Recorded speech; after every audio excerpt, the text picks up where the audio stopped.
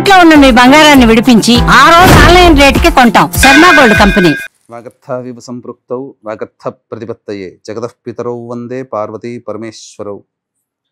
ఆదిత్యాయ చ సోమాయ మంగళాయ బుధాయ చ గురుశుక్రశనిభ్యశ్చరాహవే కేతవే నమః. శృంగేరి జగద్గురు పీఠాధిపతులకి, కంచి పీఠాధిపతులకి నమస్కారములు తెలియచేసుకుంటూ కార్యక్రమాన్ని ప్రారంభిద్దాం. ఇక వీక్షించేటువంటి సుమన్ టీవీ ప్రేక్షకులకి శుభాకాంక్షలు. ఎందుకనంటే ప్రతి వ్యక్తి కూడాను ఏదో ఒక రాశిలో జన్మిస్తారు కదా. నవగ్రహాలలో అత్యంత శుభకరుడైనటువంటి గురుగ్రహ మార్పు 18 అక్టోబర్ నుంచి మారబోతుంది. 5 డిసెంబర్ వరకు ఉండబోతాడు. ఎందుకయ్యా గురువుకి ఈ గ్రహ మార్పు అనేటువంటిది, రాశి మార్పు జరుగుతుంది కదా గురువు, ఎందుకంత ప్రాధాన్యత అని అంటే, గురువు ఉచ్చస్థితిలో ఉండేటువంటి కర్కాటక రాశిలోకి మారుతున్నాడు. 18 అక్టోబర్ వరకు గురుగ్రహము కొన్ని రాశుల వారికి మంచి, కొన్ని రాశుల వారికి చెడు ఫలితాన్ని ఇవ్వడం జరిగింది. తర్వాత తనకి తాను అత్యంత శుభప్రదమైనటువంటి ఉచ్చస్థితి అయినటువంటి కర్కాటక రాశిలోకి గురుగ్రహ మార్పు ఉండబోతుంది. ఆ కారణం చేత కొన్ని రాశుల్లో జన్మించినటువంటి వారికి అత్యధికమైనటువంటి శుభ ఫలితాలు, కొన్ని రాశుల వారికి కొన్ని ఇబ్బందికర పరిస్థితులు, ఇప్పటి వరకు గురుబలం లేక ఇబ్బంది పడుతున్నటువంటి వాళ్ళకందరికీ జీవితంలో గురు మార్పు ప్రభావము అనేటువంటిది అత్యంత యోగదాయకంగా ఉండబోతుంది. వివాహం కాని అబ్బాయిలు అమ్మాయిలకి, కొన్ని రాశుల్లో జన్మించినటువంటి వారికి జీవితంలో శుభ ఘంటికలు మోగబోతున్నాయి. ఎన్నాళ్ళ నుంచో ఎదురు చూస్తున్నటువంటి శుభ పరిణామాలు మీ జీవితంలో రాబోతున్నాయి. కాబట్టి వీక్షించేటువంటి సుమన్ టీవీ ప్రేక్షకులందరూ కూడా ఈ గురుగ్రహ మార్పు ప్రభావం వలన 12 రాశుల్లో జన్మించినటువంటి వారికి ఏ విధంగా ఉండబోతుందో తెలుసుకునే ప్రయత్నం చేద్దాం.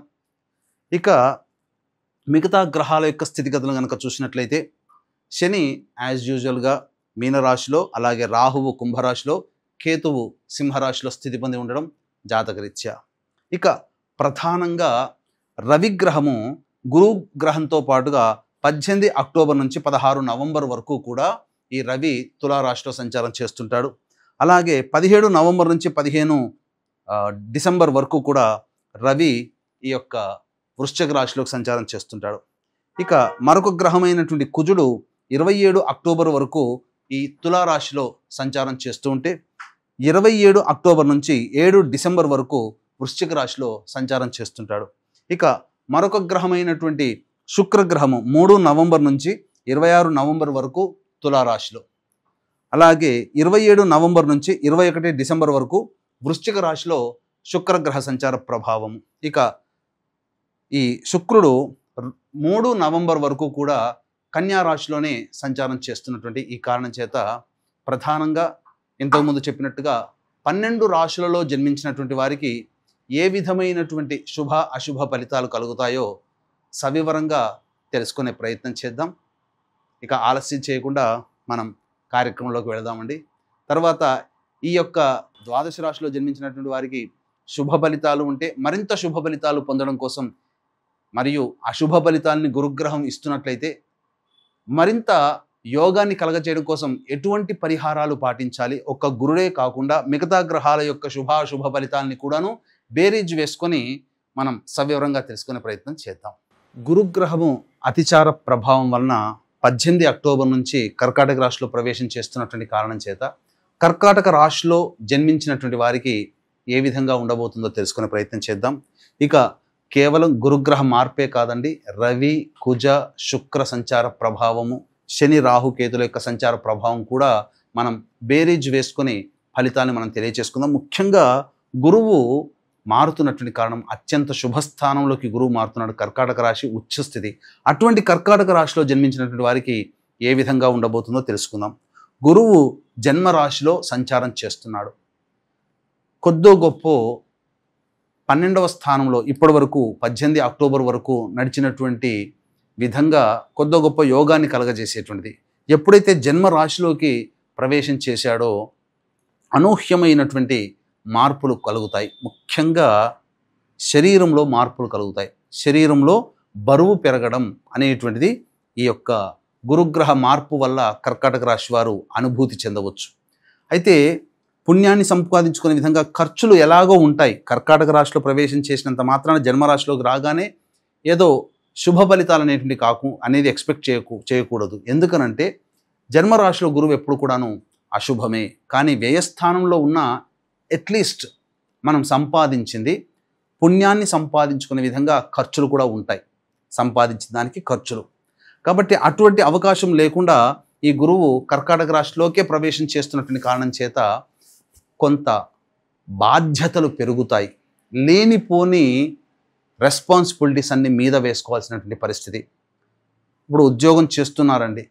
ఈ ఉద్యోగం చేస్తున్నటువంటి సందర్భంలో అదనపు బాధ్యతలు మీ మీద పడతాయి. వేరే వాళ్ళు లీవ్లో ఉన్నారండి, మీరు ఆ పని చేసి పెట్టాలి. దీనివల్ల వచ్చేటువంటి మంచి అనేటువంటిది తర్వాత దేవుడెరుగు. కానీ ఈ కొంతకాలము అదనపు బాధ్యతల్ని తీసుకోవాల్సినటువంటి పరిస్థితి వస్తుంది. అన్నిటికంటే మించి ఎదుటి వాళ్ళని చులకన చేసే స్వభావం మీలో పెరుగుతుంది. నేను అనే అహంకారం పెరుగుతుంది. అన్నీ నా దగ్గరికే రావాలి, నేను చెప్పినట్టే నడవాలి, ఒక డిమాండింగ్ కానీ ఒక కమాండింగ్ కానీ మీలో కొత్త తరహాగా ప్రవర్తన మొదలవుతుంది. కాబట్టి వాస్తవానికి సంబంధించి దగ్గరగా ఉండి మీరు ఈ గురుగ్రహం ఇచ్చే అశుభ లక్షణాలని తీసుకోకుండా ప్రయత్నం చేయండి. ఎందుకంటే ఈ గురువు గ్రహ మార్పు వలన అటువంటి లక్షణాలు నేను గొప్ప అనే స్థితికి చేరుకుంటారు. ఎందుకనంటే వాస్తవం గమనించండి, ఎదుటి వాళ్ళ యొక్క బాధ్యతలు కూడా మనం చేస్తుండడం వల్ల మనమే వాళ్ళని కూడా మనము మెయింటైన్ చేస్తున్నాము అనే భావన వల్ల ఈగో పెరుగుతుంది. కాబట్టి ఒక్కటే, ఈ గురువు అక్టోబర్ 18వ తారీఖు నుంచి మారుతున్నాడు కాబట్టి ఈగో తగ్గించుకుంటే చాలండి. అన్ని విధాలుగా కర్కాటక రాశి వారికి ఈ గురుగ్రహము కొంతవరకు మేలు చేస్తాడు. మరి ఒక్క గురువు ఉంటే చాలా, మిగతా గ్రహాల యొక్క పరిస్థితి ఉండక్కర్లేదా అని అంటే చూసుకుంటే 18 అక్టోబర్ నుంచి 16 నవంబర్ వరకు అర్ధాష్టమ రవి ప్రభావము. ఇది సాధారణంగా కొంత ఫైనాన్షియల్ డెఫిషియన్సీ అనేటువంటిది మీకు ఏర్పడబోతుంది. ఖర్చులు అధికంగా ఉండేటువంటి అవకాశం, వాహనాన్ని నడిపేటప్పుడు జాగ్రత్తలు పాటించాలి. ముఖ్యంగా తల్లిగారి ఆరోగ్యం. ఎందుకంటే ఇదే స్థానంలో 18 అక్టోబర్ నుంచి 27 అక్టోబర్ వరకు కూడా రవి అర్ధాష్టమ కుజ ప్రభావము, గురువు 18 అక్టోబర్ నుంచి జన్మరాశిలోకి ఉండడం, అలాగే అష్టమ రాహువు, ద్వితీయ కేతువు. అసలు చెప్పాలి అనంటే చాలా గ్రహాలు అనుకూలంగా లేని కారణం ఒక్క శుక్రుడు అనుకూలంగా ఉన్నాడు. సంబంధ బాంధవ్యాల విషయంలో, రిలేషన్షిప్ విషయంలో కొంతవరకు యోగాన్ని కలగజేస్తాడు. ఆడంబరంగా ఉండడానికి మీరు ప్రయత్నం చేస్తారు.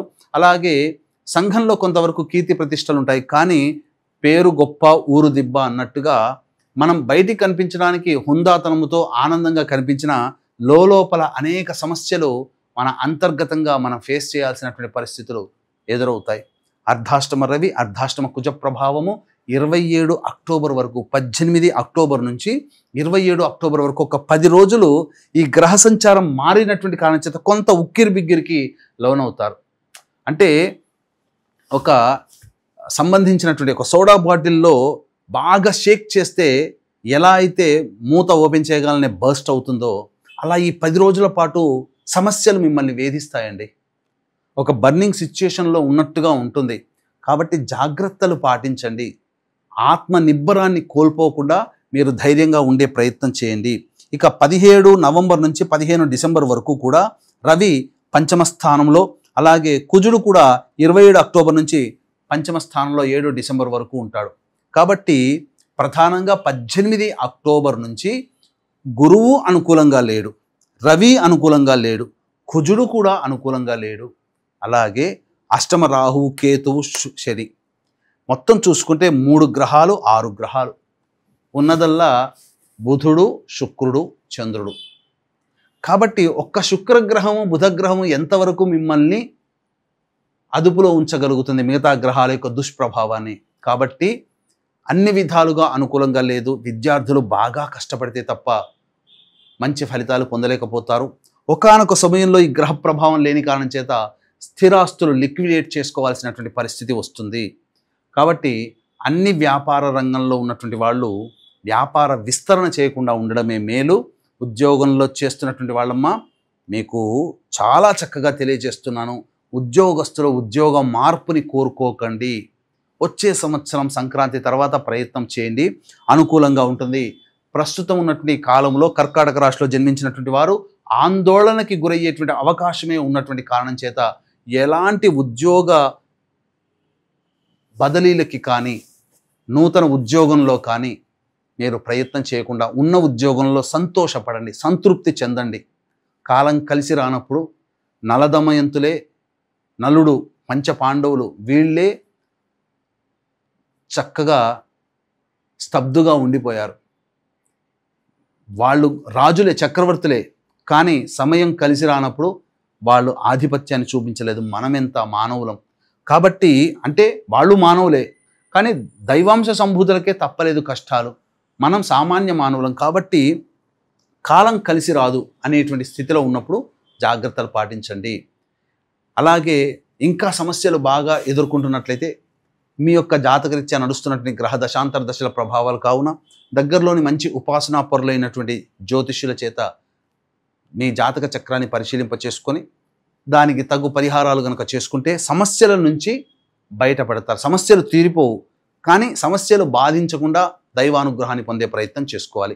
ఇట్టి దైవానుగ్రహమే అందరికీ అందించాలనేటువంటి సదుద్దేశంతో కాశీక్షేత్రంలో కార్తీక పౌర్ణమి రోజున, అనగా 5 నవంబర్ తారీఖున కార్తీక పౌర్ణమి, అలాగే అమావాస్య 22వ తారీఖు రోజున అమావాస్య, 20వ తారీఖు అమావాస్య అయింది, నవంబర్ 20వ తారీఖు. ఆ అమావాస్య సందర్భంగా శ్రీశైల క్షేత్రంలో, అలాగే మార్గశిర పౌర్ణమి సందర్భంగా దత్తక్షేత్రంలో సర్వదోష నివారణ పూజలు, హోమాలు అనేటువంటివి చేయించడం జరుగుతుంది. ఇలా ప్రతి నెల మన పీఠమాధ్యంలో జరుగుతాయి. అవకాశం ఉన్న వాళ్ళు ఈ సర్వదోష నివారణ పూజలు, హోమాల్లో పాల్గొనే ప్రయత్నం చేయండి. తప్పకుండా దైవానుగ్రహంతో చాలా మటుకు సమస్యల యొక్క ప్రభావం తగ్గుతుందని తెలియచేయవచ్చు. సర్వం శ్రీ ఉమామహేశ్వర పరబ్రహ్మార్పణమస్తు.